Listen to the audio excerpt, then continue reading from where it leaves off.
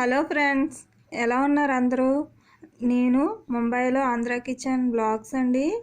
ఈరోజు నేను రెసిపీ అమోఘమైన రుచితోటి zero oil veg dum biryani తయారు చేయబోతున్నానండి. టేస్ట్ అయితే చాలా బాగుంది. అస్సలు ఆయిలే యూజ్ చేయలేదన్నమాట. అసలు ఆ నెయ్యి కానీ అసలు ఏమీ లేదు. అసలు ఏమీ లేకుండా ఓన్లీ నేను జీరో ఆయిల్ తోటి ఈరోజు మీకు వెజిటేబుల్ దమ్ బిర్యానీ ఎలా చేయాలో చూపించబోతున్నానండి. వీడియోలోకి వెళ్ళే ముందు ప్లీజ్ లైక్ చేయండి, అలాగే సబ్స్క్రైబ్ చేసుకోండి. మరి వీడియోలోకి వెళ్దామా? దానికోసం ఒక 2 గ్లాసులు బాస్మతి రైస్ తీసుకోవాలి.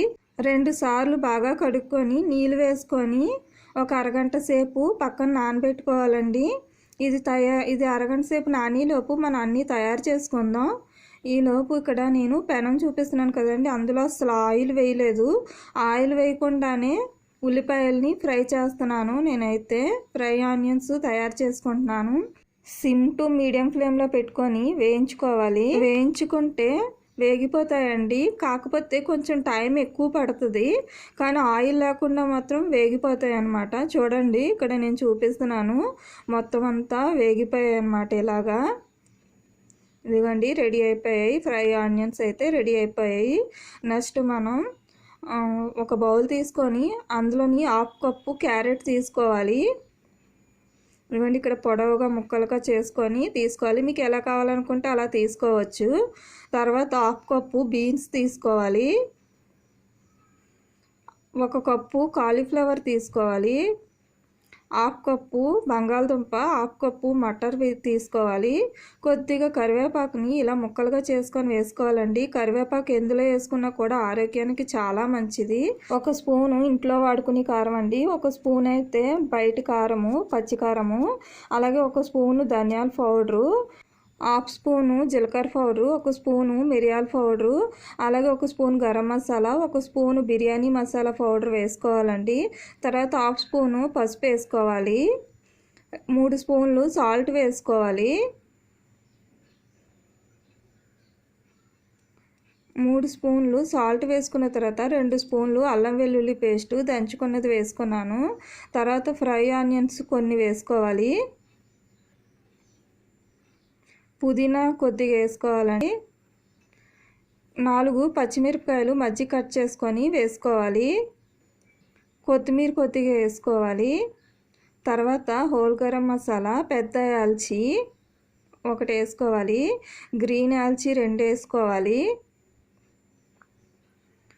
ఇంకా మిరియాలు ఒక 6 వేసుకుంటే చాలండి.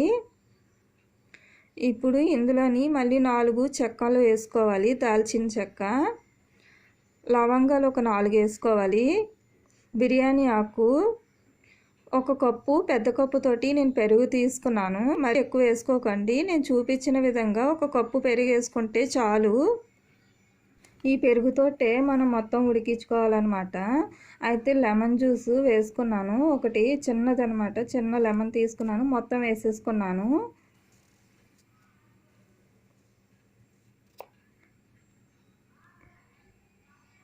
ఇది మొత్తం వేసేసుకొని మనం బాగా కలుపుకోవాలండి. మొత్తం బాగా కారం, ఉప్పు అంతా బాగా కలిసేలాగా, గరం మసాలా మొత్తం మిక్స్ అయ్యేలాగా మొత్తం బాగా కలుపుకోవాలి. ఒక 2 నిమిషాల పాటు బాగా కలుపుకొని మనం ఒక పావు గంట సేపు పక్కన పెట్టుకుంటే చాలండి. పావు గంట సేపు పక్కన పెట్టుకుంటే ఈలోపు మొత్తం వాటికి పడుతుంది అనమాట. అయితే తర్వాత స్టవ్ మీద పెనం పెట్టుకోవాలి. అందులో అసలు ఆయిల్ వేసుకోలేదు. మనం తయారు చేసుకున్న వెజిటేబుల్స్ మొత్తం ఇందులో వేసేసుకొని మొత్తం బాగా ఫ్రై చేసుకోవాలండి. హై ఫ్లేమ్లోని 2 నిమిషాల పాటు బాగా వేయించుకోవాలి. 2 నిమిషాలు హై ఫ్లేమ్లోని ఉడికించుకున్న తర్వాత ఇప్పుడు మనం మళ్ళీ సిమ్లో పెట్టుకొని 5 నిమిషాల పాటు ఉడికించుకోవాలండి. మూత పెట్టుకొని 5 నిమిషాలు సిమ్ ఫ్లేమ్లో పెట్టేసుకొని వదిలేసుకోవాలి. ఈలోపు పక్కన తపాలతోటి కొన్ని నీళ్ళు తీసుకొని అందులో హోల్ గరం మసాలా వేసుకోవాలి. 2 స్పూన్ సాల్ట్ వేసుకోవాలండి. నాకు బిర్యానీకి మొత్తానికి సాల్ట్ అయితే సరిపోద్ది. ఇందాక వెజిటేబుల్స్లో 3 స్పూన్ సాల్ట్ వేసాను, ఇందులో 2 స్పూన్ సాల్ట్ వేసాను. ఎసరు బాగా మరిగిన తర్వాత మనం కడిగి పెట్టుకున్న రైస్ నీళ్ళు మొత్తం వంపేసి ఆ రైస్ మొత్తం బియ్యం మొత్తం ఇందులో వేసేసుకొని ఒకసారి కలుపుకోవాలి. అది 2 నిమిషాల పాటు ఉడకాలన్నమాట రైసు. అది ఉడికేలోపు ఇక్కడ వెజిటేబుల్ది ఉడికిపోయిందండి. అందుకని స్టవ్ ఆపేసుకొని పక్కన పెట్టేసుకోవాలి. రైస్ కూడా 2 మినిట్స్ ఉడకనివ్వాలి. చూడండి, ఇలా చేయి పడి ముక్కలు చేస్తే ఇరిగిపోద్ది అనమాట రైసు. అంతేనండి, అది మొత్తం నీరు మొత్తం ఒక జాలీలో వాష్ చేసుకొని రైస్ మొత్తం మనం తయారు చేసుకున్న వెజిటేబుల్స్ దాంట్లోని వేసుకోవాలి. వేసుకోవాలి ఫస్ట్. వేసుకున్న తర్వాత దాని మీద ఫ్రై చేసుకున్న ఆనియన్స్ వేసుకోవాలి. కొద్దిగా పుదీనా, కొద్దిగా కొత్తిమీర కూడా వేసుకోవాలి. తర్వాత పాల్లోని కుంకుమ పువ్వు వేసుకొని నానబెట్టుకున్నానండి. నాకు పెద్దగా కలర్ అయితే రాలేదు, ఎందుకో తెలియదు. అయితే అది చుట్టూ ఇలా వేసుకోవాలి. వేసుకున్న తర్వాత మిగతా రైస్ మొత్తం వేసేసుకోవాలి. మీ దగ్గర పెద్దది నాన్ స్టిక్ పెద్దది ఉంటే పెద్దది తీసుకోండి. నా దగ్గర చిన్నది ఉండడం వల్ల నేను అలా దాంతో అడ్జస్ట్ చేశాను, కానీ నాకైతే సరిపోయింది మొత్తం. అయితే మొత్తం రైస్ మొత్తం వేసేసుకున్న తర్వాత ప్లీజ్ మీకు కనుక ఇది నచ్చితే ఒక లైక్ చేయండి, అలాగే సబ్స్క్రైబ్ చేసుకోండి. పక్కనే ఉన్న బెల్ బటన్ క్లిక్ చేసి ఆల్ అని పెట్టుకోండి. నేను పెట్టే ఏ వీడియోస్ అయినా ఫస్ట్ మీకే నోటిఫికేషన్ వస్తుంది. ఇంకా మంచి మంచి వీడియోస్ పెట్టడానికి ట్రై చేస్తాను. ప్లీజ్ లైక్ చేయండి, అలాగే సబ్స్క్రైబ్ చేసుకోండి, నన్ను సపోర్ట్ చేయండి. ఇప్పుడు ఫ్రై ఆనియన్స్ వేసుకోవాలి.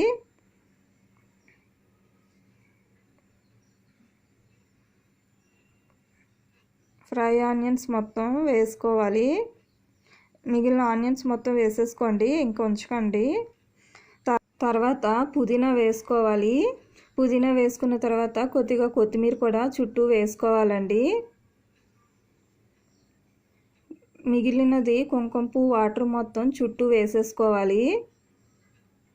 తర్వాత మనం గంజి ఓచుకున్నాం కదండి, అన్నం గంజి, అది కూడా ఒక చిన్న కప్పుతో తీసుకొని మొత్తం బాగా చుట్టూ వేసుకొని మధ్యలో వేసుకోవాలి.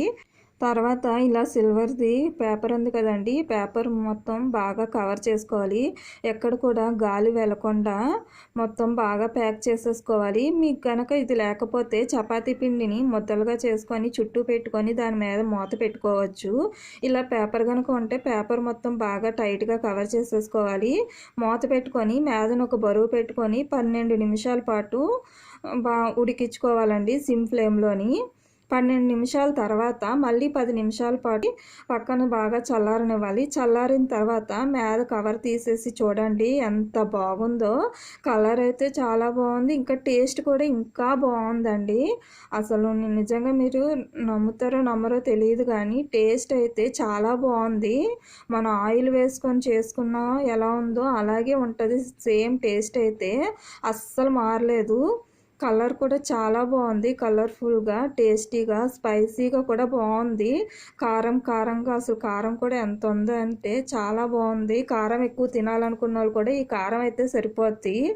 చాలా బాగుంది టేస్ట్ అయితే. మీకు గనక నచ్చితే ప్లీజ్ లైక్ చేయండి, అలాగే మీ ఫ్రెండ్స్కి రిలేటివ్స్కి కూడా షేర్ చేయండి. సబ్స్క్రైబ్ చేసుకోవడం మాత్రం మర్చిపోకండి. పక్కనే ఉన్న బెల్ బటన్ క్లిక్ చేసి ఆల్ అని పెట్టుకోండి. నేను పెట్టే ఏ వీడియోస్ అయినా ఫస్ట్ మీకే నోటిఫికేషన్ వస్తుంది. తర్వాత ఇక్కడ పెనంలో చూడండి ఎక్కడ కూడా అడుగు పట్టలేదన్నమాట. కరెక్ట్గా 12 మినిట్స్ సరిపోద్ది సిమ్ ఫ్లేమ్లో పెట్టుకుంటే, అస్సలు మాడదు. తర్వాత స్టవ్ ఆపేసుకొని 10 మినిట్స్ చల్లారనివ్వాలి. ఇంతేనండి, అమోఘమైన రుచితోటి zero oil veg dum biryani చాలా బాగుంది. నిజంగా ఒకసారి మీరు ట్రై చేయండి, ఎలా ఉందో కామెంట్ కూడా చేయండి. ప్లీజ్ లైక్ చేయడం మాత్రం మర్చిపోకండి. మీరు కనుక లైక్ చేస్తే మాకు ఒక హ్యాపీనెస్ వస్తుంది అనమాట. అయ్యో, మేము చేసినవి చాలామందికి నచ్చుతుంది అని చాలా హ్యాపీగా కూడా ఫీల్ అవుతాము. అంతేకాదు ఈ వీడియో ముందుకు వెళ్ళడానికి కూడా మాకు సపోర్ట్గా కూడా ఉంటుందని మీరు అందరూ కనుక చూసి లైక్ చేస్తే. అస్సలు ఆయిల్ యూజ్ చేయకుండా ఇలా కనుక చేసుకుంటే చాలా బాగుంటుందండి. మనం హెల్తీగా కూడా ఉండొచ్చు. కొంతమందికి ఆయిల్ లేకుండా తినాలని అనుకుంటారు కదా, ఇలా చూడండి కలర్ఫుల్గా, టేస్టీగా చాలా బిర్యానీ అయితే. అసలు ఆయిల్ అయితే అస్సలు యూజ్ చేయలేదు నేనైతే. ఉల్లిపాయలు కూడా అలాగే ఆయిల్ లేకుండానే ఫ్రై చేశాను. అలాగే జీడిపప్పు కూడా నేను ఆయిల్ లేకుండానే ఫ్రై చేశానండి. ఆయిల్ అయితే అస్సలు యూజ్ చేయలేదు. ఓకేనండి, బాయ్. మరి నెక్స్ట్ వీడియోలో కలుద్దాం. ఈ వీడియో చూసినందుకు thank you for the watching.